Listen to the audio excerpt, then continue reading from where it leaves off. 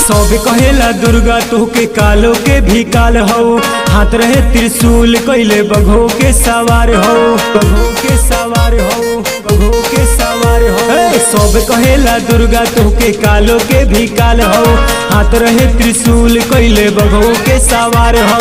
फिर से धोला काले रूपवा धोना तू मिटाई हो, मिटाई हो। हे कलयुग में विनती करी सुनो देवी माई हो, हे कलयुग में विनती करी सुनो देवी माई हो।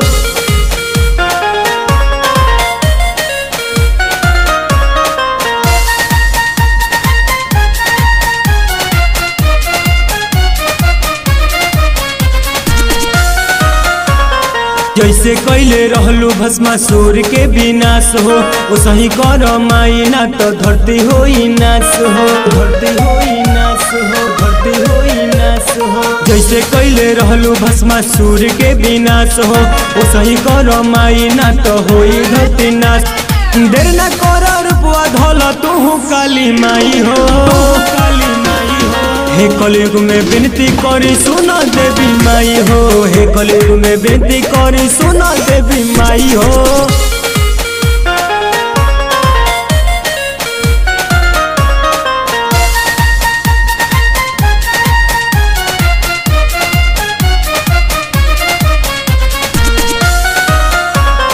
कितना बढ़ल जाता दिनों पर दिन अत्याचार हो, हमारा बात मैया तो निकले तू विचार हो, कोले तू विचार हो, कोले तू विचार हो।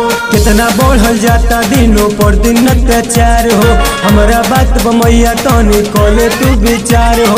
रवि मंटू कहे सुनो भक्तिया सच्चाई हो, भक्तिया सच्चाई हो। हे कलयुग में विनती करी सुनो देवी माई हो, हे कलयुग में विनती करी सुनो देवी माई हो।